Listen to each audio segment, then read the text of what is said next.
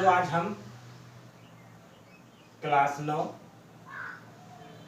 विषय कंप्यूटर के बारे में आज हम अध्ययन करेंगे, जिसके अंतर्गत इसके नेक्स्ट वीडियो में हमने अध्ययन किया था कैरेक्टरिस्टिक ऑफ कंप्यूटर, यानी कंप्यूटर की मुख्य विशेषताएं, जिसमें हमने speed, accuracy, unlimited storage capacity, intelligence इत्यादि विशेषताओं के बारे में अध्ययन किया था। लेकिन आज हम पढ़ेंगे लिमिटेशन, यानी limitation of computer, limitation of computer, जिसके अंतर्गत यानी कंप्यूटर की जो सीमाएं हैं, आज कंप्यूटर के सीमाओं से संबंधित हम अध्ययन करेंगे, जिसमें हमारा पहला टॉपिक है नो फीलिंग, यानी जो कंप्यूटर होता है, कंप्यूटर मेरा भावना रहित होता है, भावना रहित।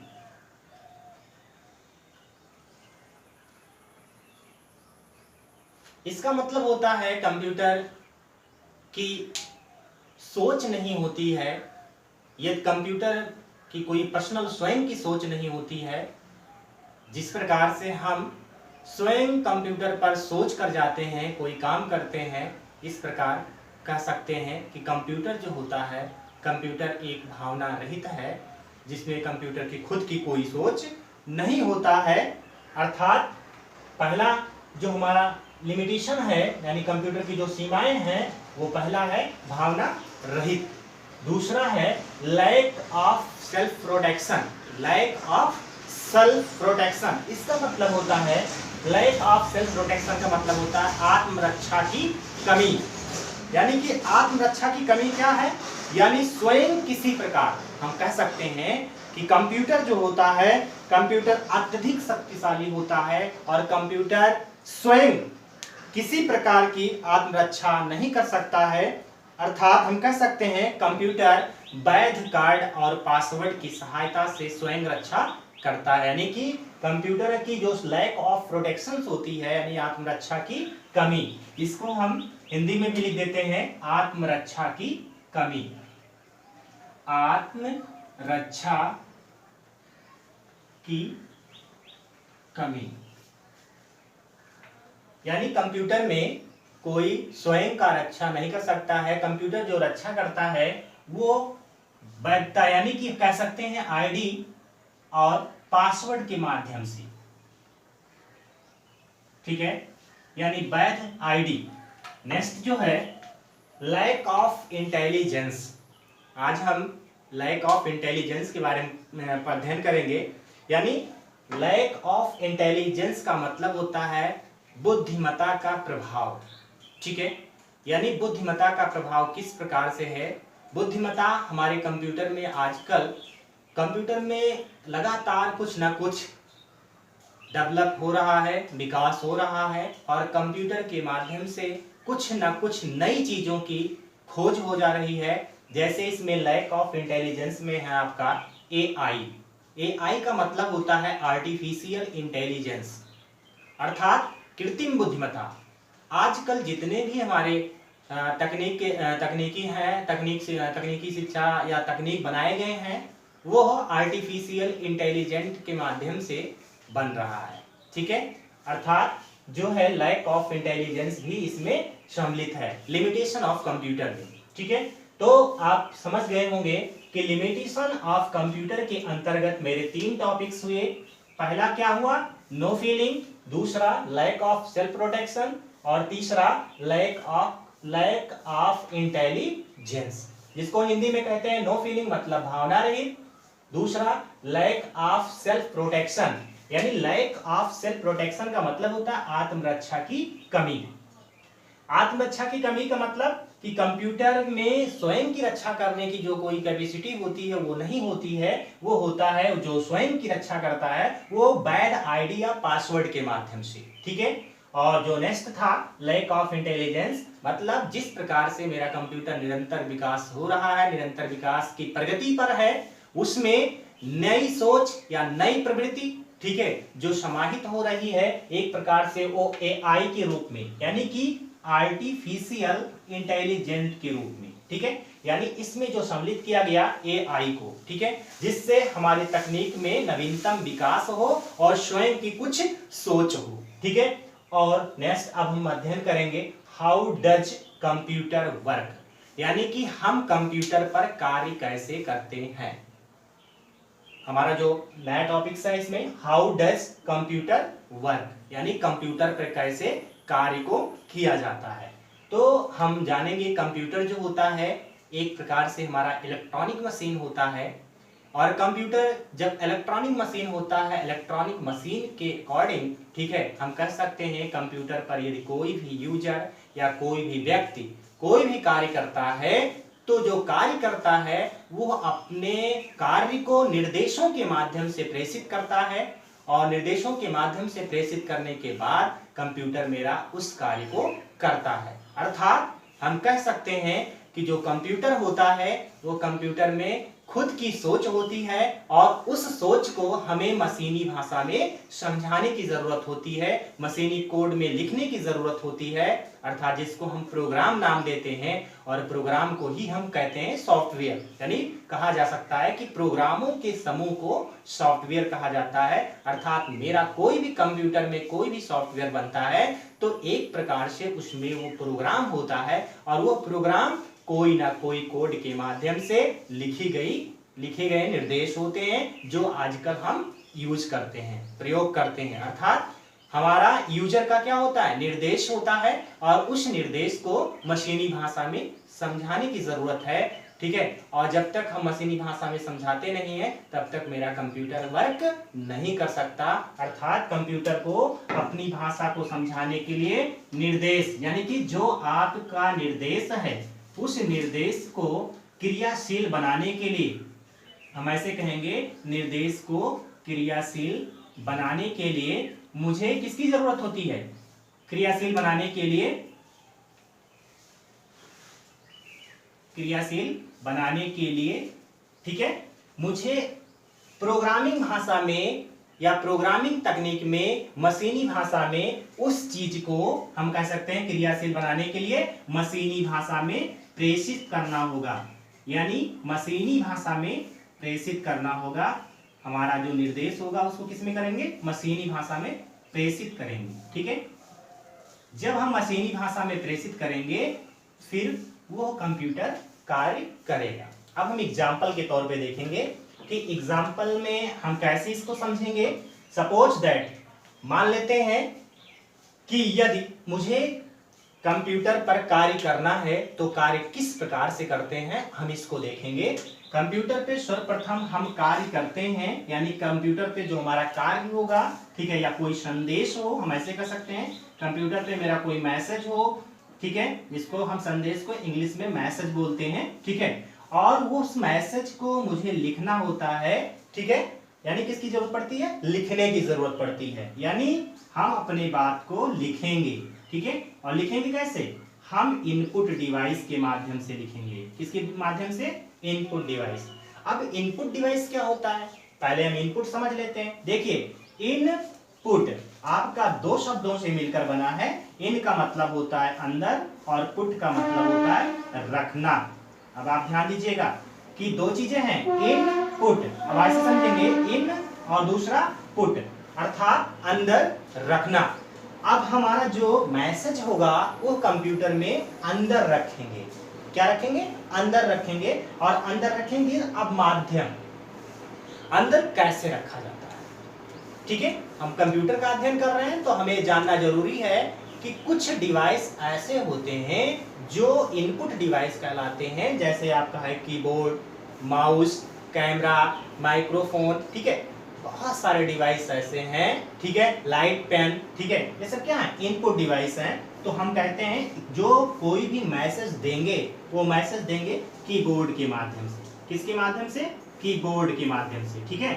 अब कीबोर्ड के माध्यम से मैसेज देंगे। अब ध्यान दीजिएगा, यहाँ पर फिर समझिए कि मेरा जो कोई संदेश था उस संदेश को इनपुट डिवाइस, यानी इनपुट डिवाइस के माध्यम से, ठीक है, और इनपुट डिवाइस में हमने क्या माना, कीबोर्ड को माना। ठीक है, कीबोर्ड मेरा क्या हो गया, इनपुट डिवाइस, अर्थात कीबोर्ड को कहा जाता है कंप्यूटर की जो मुख्य कुंजी पटल होती है कीबोर्ड कहलाती है। यानी जो सबसे मुख्य होता है कुंजी पटल वो होगा कीबोर्ड। अब देखिए, अब इनपुट करने के बाद क्या होगा, ठीक है, यहाँ पर जब कोई चीज इनपुट कर देते हैं तो उस पर कुछ प्रोसेसिंग होती है, प्रक्रियाएं होती हैं, ठीक है, और वो प्रक्रिया जो होती है किस प्रकार से चलती है इसको हम देखेंगे। यानी जो इनपुट किया जाएगा, कोई चीज अंदर रखा जाएगा तो उस पर, यानी कि जो मेरा संदेश है, अब आप ध्यान दीजिएगा, यहाँ पर एक चीज और समझेंगे, जो मैसेज होता है, कोई भी चीज जब लिखी जाती है, मैसेज होती है, उस मैसेज को क्या करेंगे, उसको हम नाम देते हैं डाटा। क्या नाम देते हैं, डाटा। यानी कोई भी शब्द, कोई भी अक्षर, कुछ भी लिखा जाता है तो उसको डाटा कहा जाता है, अर्थात कंप्यूटर में दी गई जानकारी अथवा तथ्य।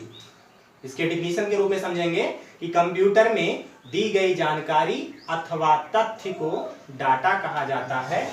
अब भूलेंगे नहीं इसको हम कि डाटा क्या होता है, जो जानकारी कंप्यूटर में प्रेषित करें, जो जानकारी कंप्यूटर में दें, ठीक है, वो किसके माध्यम से देते हैं, इनपुट के माध्यम से। ठीक है, इनपुट के माध्यम से हमने क्या माना, कीबोर्ड। अब यहाँ पर क्या होगा, नेक्स्ट स्टेप में होगा डिवाइस प्रोसेसिंग। अब आप ध्यान देंगे, वो डिवाइस क्या करेगा, प्रोसेसिंग करेगा। ठीक है, क्या करेगा, प्रोसेसिंग। इसको समझ लेंगे,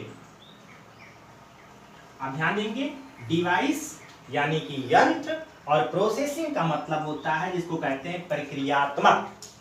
यानी अब वो कैसा डाटा है, कैसा इंफॉर्मेशन है, वो किस प्रकार से दिया जा रहा है, वो निश्चित होता है आपके डिवाइस प्रोसेसिंग के माध्यम से। अब डिवाइस प्रोसेसिंग क्या करेगा, उस पर प्रक्रिया करेगा, और प्रक्रिया पूर्ण होने पर, अब आप ध्यान दीजिएगा, जो प्रक्रिया पूर्ण हो जाएगा, पूर्ण होने पर हमें आउटपुट मिलेगा। क्या मिलेगा, आउटपुट। ठीक है, आउटपुट। और आउटपुट हम विभिन्न माध्यम से प्राप्त कर सकते हैं। ठीक है, जैसे आउट का मतलब होता है बाहर, और पुट का मतलब होता है रखना, अर्थात हमें जो मैसेज दें उस मैसेज को उसके अकॉर्डिंग निर्देश देते हैं, और निर्देश देने के बाद जो उस पर प्रक्रिया हो और प्रक्रिया पूर्ण होने के तत्पश्चात जो मुझे परिणाम मिलता है उसको कहते हैं आउटपुट। ठीक है, और आउटपुट हम विभिन्न डिवाइसों के माध्यम से ले सकते हैं, जैसे आपका है मॉनिटर। आप ध्यान देंगे, मॉनिटर, ठीक है, और मॉनिटर हो गया, प्रिंटर हो गया, ठीक है, उसके बाद स्पीकर हो गया। अब ध्यान देंगे, अब ऐसे थोड़ा और समझ लेते हैं और डिटेल्स जान लेंगे कि जो आउटपुट होता है, ठीक है, आउटपुट दो प्रकार का होता है। पहले हम समझेंगे कि आउटपुट जो होता है, आउटपुट दो प्रकार का होता है, एक होता है सॉफ्ट आउटपुट और दूसरा होता है हार्ड आउटपुट। ठीक है, यानी सॉफ्ट और हार्ड, ध्यान दीजिएगा, इसको नोट कर लीजिएगा, सॉफ्ट और हार्ड। सॉफ्ट का मतलब होता है कि जो चीज, यानी कोई भी शब्द, कोई भी अक्षर यदि मुझे कंप्यूटर पर लिखते हैं, ठीक है, कीबोर्ड के माध्यम से लिखते हैं, और जो मुझे मॉनिटर पर डिस्प्ले होता है, जिसको हम देखते हैं, यानी कि जो देखने की प्रक्रिया होती है वो कहलाती है सॉफ्ट, और जो हम लिखने के बाद उसको हैंड टू हैंड प्राप्त कर लेते हैं, यानी उसको कहते हैं हार्ड। ठीक है, देखिए मॉनिटर पे जब हम कोई काम करने लगते हैं तो कुछ भी लिखते हैं तो मुझे कहाँ दिखाई देता है, मॉनिटर पर, और जब मैं लिख लेता हूं, उसको छाप कर प्रिंट लेना चाहता हूं तो प्रिंटर से लेता हूं। इस प्रकार से हम कह सकते हैं कि जो मॉनिटर होता है वो सॉफ्ट आउटपुट के अंतर्गत आता है, और जो प्रिंटर होता है वो हार्ड आउटपुट के अंतर्गत आता है। ठीक है, बाकी स्पीकर है, ठीक है, स्पीकर का जानते होंगे कि जो कोई चीज ध्वनि होता है उसको बाहर प्रेषित करने का काम करता है, बाहर भेजने का काम करता है, वो कहलाता है स्पीकर। ठीक है, अब इसके बारे में नेक्स्ट जो होता है, अब हम पढ़ेंगे डाटा प्रोसेसिंग। ठीक है, डाटा प्रोसेसिंग। अब हम डाटा प्रोसेसिंग के बारे में पढ़ेंगे थोड़ा सा। ठीक है, डाटा प्रोसेसिंग यानी कि जो मेरा नेक्स्ट टॉपिक्स है डाटा प्रोसेसिंग। अब आप लोग इसको नोट करना चाहें तो नोट कर सकते हैं, ठीक है, बैक वीडियो से आप देख लीजिएगा इसको। और उसके बाद अब हम नेक्स्ट बढ़ते हैं अगले टॉपिक्स पे, डाटा प्रोसेसिंग पे, ठीक है।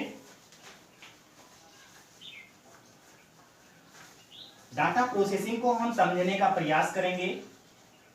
मेन है, यदि डाटा प्रोसेसिंग हम समझ जा रहे हैं तो आगे चलकर हमें कोई दिक्कत नहीं होगा। देखिए स्पष्ट यहां जो है डाटा, एक शब्द दिया गया है डाटा। डाटा का मतलब होता है आंकड़ा। अभी मैंने आपको पहले ही समझाया था कि आंकड़ा क्या होता है, यानी डाटा क्या होता है, ठीक है। अभी हमने डिफिनेशन दिया था कि जो डाटा था यानी कंप्यूटर में दी गई जानकारी अथवा तथ्य को डाटा कहा जाएगा, ठीक है। अब बात आती है प्रोसेसिंग, ठीक है। प्रोसेसिंग में आपने देखा होगा कि प्रोसेसिंग में क्या होता है, यानी प्रोसेस मतलब प्रक्रिया, ठीक है, और प्रोसेसिंग प्रक्रियात्मक, ठीक है, यानी हमारा डाटा पर किस प्रकार से प्रक्रिया होती है हम उसके बारे में सोचते हैं। तो यहाँ पर जो आपका नेक्स्ट टॉपिक्स दिया गया है डाटा प्रोसेसिंग, इसमें बताया गया है आपके सिलेबस के अकॉर्डिंग, यानी 9th के, जो 9th में आप हैं और 9th में आप पहले यूनिट्स का अध्ययन कर रहे हैं, ठीक है, और पहले यूनिट्स में बताया गया है कि डाटा प्रोसेसिंग आता है। तो डाटा प्रोसेसिंग जो होता है जिसको कहते हैं, इसके अंतर्गत आपका ऐड करना यानी जोड़ना, घटाना, ठीक है, यानी जिसको कहते हैं एडिशन, सब्ट्रैक्शन, मल्टीप्लाई, डिवीजन, ठीक है, इत्यादि नामों का जो हम उल्लेख करते हैं या उस पर कार्य करते हैं, ठीक है, या जो कार्य करने की जो हमारी प्रगति होती है या क्रियाशील होती है, जैसे हम इसी पर काम करते हैं। कभी क्या करते हैं, एडिशन करते हैं, कभी सब्ट्रैक्शन करते हैं, कभी मल्टीप्लाई करते हैं, तो इन सब पर हम कार्य करते हैं, ठीक है। और जब हम इन सब पर कार्य करते हैं तो इसी कार्य को, अब आप ध्यान दीजिएगा, इसी कार्य को हम कहते हैं डाटा। क्या कहेंगे, डाटा प्रोसेसिंग, ठीक है। और डाटा प्रोसेसिंग में यानी कि जो जिस प्रकार से प्रोसेस किया जा रहा हो, ठीक है। आप देखिए थोड़ा सा मैं एक डायग्राम के माध्यम से बताऊंगा, ठीक है, और डायग्राम के माध्यम से आप थोड़ा सा और जल्दी से समझ जाएंगे, ठीक है। जिसमें देखिए अभी आपने इसके पूर्व पढ़ा था एक डायग्राम, ठीक है, जो हमने किसी डेटा को एंट्री किया था। अब मैं डायरेक्टली ले जाऊंगा कैसे स्टेप बाय स्टेप कार्य करता है, उस चीज को मैं दिखाऊंगा, ठीक है। अब डाटा प्रोसेसिंग, तो सबसे पहले ध्यान दीजिएगा, डाटा प्रोसेसिंग एक तो मैनुअली होता है, ठीक है। मैनुअली क्या होता है, जो हम अपने कलम कागज के माध्यम से लिखकर, पढ़कर या किसी रजिस्टर में, ठीक है, उपयोग करते हैं अपने हाथों से, ठीक है, और यानी कि हाथ से, कोई कंप्यूटर का प्रयोग नहीं करेंगे। ये कंप्यूटर का प्रयोग नहीं, ये कंप्यूटर का प्रयोग करेंगे तो दूसरी चीज हो जाएगी, ठीक है, यानी कि विदाउट कंप्यूटर का, बिना कंप्यूटर का या बिना कंप्यूटर का काम करते हैं, ठीक है, तो सिंपली डाटा प्रोसेसिंग हो जाएगी, ठीक है। लेकिन यदि हम इसी चीज को यदि हम कंप्यूटर के माध्यम से काम करते हैं, ठीक है, जैसे कोई फाइल है, कोई डायरेक्टली है, कुछ भी है, तो ये कंप्यूटर के माध्यम से हम काम करेंगे, ठीक है, तो कंप्यूटर के माध्यम से काम करने के बाद इसका सिस्टम चेंज हो जाता है, ठीक है, यानी कि अब तो कंप्यूटर क्या है, इलेक्ट्रॉनिक है। और जब कंप्यूटर इलेक्ट्रॉनिक है तो उस इलेक्ट्रॉनिक को हम कैसे, यानी कि आपका जो डाटा है उस डाटा को कंप्यूटर में किस प्रकार से प्रोसेसिंग करते हैं, ठीक है, मुझे समझने की जरूरत है। एक तो हमने मैनुअली किया, ठीक है, और दूसरा मैंने कंप्यूटर से किया। तो जब कंप्यूटर से कोई चीज करते हैं तो उसको कहते हैं ईडीपी। अब आप ध्यान दीजिएगा, ईडीपी यानी इलेक्ट्रॉनिक डाटा प्रोसेसिंग, यानी हमारा जो कार्य था हम अपने हाथ के बजाय, ठीक है, हम अपने कलम कागजों के बजाय हम कंप्यूटर पर काम करने लगे, तो वो कार्य जो होता है कहलाता है ईडीपी। क्या कहलाएगा, ईडीपी। और ईडीपी स्टैंड फॉर, यानी कि ईडीपी का पूरा नाम होता है electronic data processing. Electronic data processing यानी कोई तकनीकी, यानी तकनीक इलेक्ट्रॉनिक के माध्यम से कोई डाटा प्रोसेसिंग हो रहा हो तो वो हो जाएगा यानी कंप्यूटर पे, ठीक है, यानी ये कहलाएंगे, हम इसको समझ लेंगे शॉर्टकट में कंप्यूटर के माध्यम से, यानी कंप्यूटर के माध्यम से किसी कार्य को करते हैं, किसी कार्य को करते हैं तो उसे ईडीपी कहा जाएगा। ठीक है, ईडीपी कहा जाएगा। ठीक है,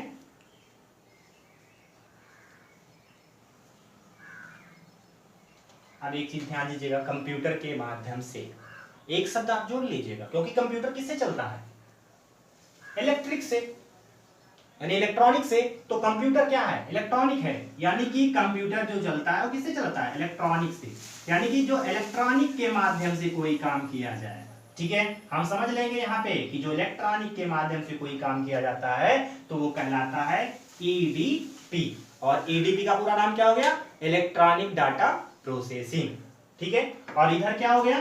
केवल डाटा प्रोसेसिंग की बात करते हैं। ठीक है, यानी डाटा प्रोसेसिंग। अब इसमें जो मानव अपने हाथों के माध्यम से, कलमों के माध्यम से, कागजों के माध्यम से लिखता है, कोई चीज बनाता है, वहां पर जोड़ता है, घटाता है, गुणा करता है, भाग करता है, इत्यादि कार्यों को करता है। ठीक है, तो वो कहलाएगा डाटा प्रोसेसिंग। ठीक है, सिंपली। और उसके बाद डायग्राम हमारे कंप्यूटर में कुछ इस प्रकार बनेंगे, जैसे देखिएगा, डायग्राम पर विशेष ध्यान दीजिएगा।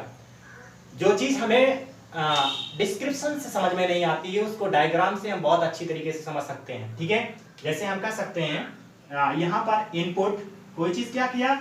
इनपुट किया। ठीक है, इनपुट करने के बाद कहाँ पहुंचता है?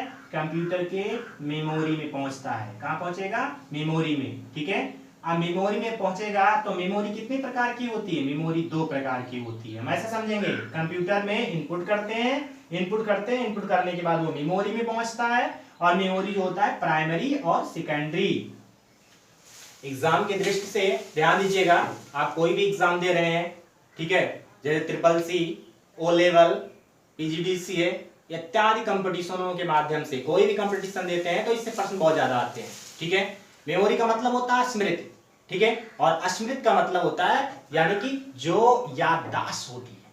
ठीक है, कंप्यूटर की जो याददाश्त होती है। अब हम सोचेंगे कि जो याददाश्त की बात करते हैं यानी सोच की बात करते हैं, ठीक है, तो एक होता है प्राइमरी, दूसरा होता है सेकेंडरी। अब प्राइमरी को क्या कहा जाता है दूसरी भाषा में? प्राइमरी को दूसरी भाषा में कहा जाएगा टेम्परेरी, और सेकेंडरी को दूसरी भाषा में क्या कहा जाएगा? परमानेंट। अब हम एग्जाम की दृष्टि से यानी कंपटीशन के लेवल से पढ़ेंगे तो प्राइमरी को कहा जाता है वोलाटाइल, और फिर उसके बाद नॉन वोलाटाइल। यानी देखिए मतलब सब एक ही है, बस थोड़ा थोड़ा शब्दों का अंतर है। ठीक है, निष्कर्ष एक ही है, यानी टेम्परेरी, अस्थायी, प्राइमरी, यानी कि जिसको अस्थायी मेमोरी बोलते हैं। यानी जब तक मेरे कंप्यूटर में पावर है, करंट है, तब तक वो कार्य करे, और जैसे हमारे कंप्यूटर में पावर खत्म, डाटा समाप्त। ठीक है, और जब हम कोई डाटा सेव कर देते हैं, सुरक्षित कर देते हैं, तो वो हो जाता है सेकेंडरी। ठीक है, तो एग्जांपल के दृष्टि से प्राइमरी में एक कंपोनेंट्स आता है जिसे रैम बोलते हैं, और सेकेंडरी में बहुत सारे डिवाइस आते हैं, जैसे आपका आता है हार्ड डिस्क हो गया। ठीक है, उसके बाद पेन ड्राइव हो गया, फिर उसके बाद सीडी हो गया, सीडी डीवीडी नाम सुने होंगे, जिसमें हम कोई भी डाटा रख देते हैं, हमारा डाटा सुरक्षित रहता है जब तक हम उसको डिलीट नहीं करते हैं। ध्यान दीजिएगा, जब तक हम उसको डिलीट नहीं करते हैं तब तक वो डाटा डिलीट नहीं होता। तो अभी हम चर्चा कर रहे थे थोड़ा मेमोरी के बारे में, समझना बहुत जरूरी है। ठीक है, फिर उसके बाद प्राइम यानी मेमोरी को दो भागों में डिवाइड किया गया, प्राथमिक और सेकेंडरी, और नेक्स्ट होता है ALU। अब आप ध्यान दीजिएगा, ALU। ठीक है, उसके बाद नेक्स्ट CU। ठीक है, यानी CU का मतलब होता है कंट्रोल यूनिट। ध्यान दीजिएगा, ALU का मतलब अर्थमेटिक लॉजिक यूनिट। अर्थमेटिक का मतलब अंकगणितीय, और लॉजिक का मतलब तार्किक, और यूनिट का मतलब इकाई। ठीक है, यानी कि अर्थमेटिक्स अंकगणितीय, लॉजिक तार्किक, और यूनिट मतलब इकाई। ठीक है, और CU क्या करता है? Control unit. अब सोचिए, कंप्यूटर में 10+12 को इनपुट किया गया।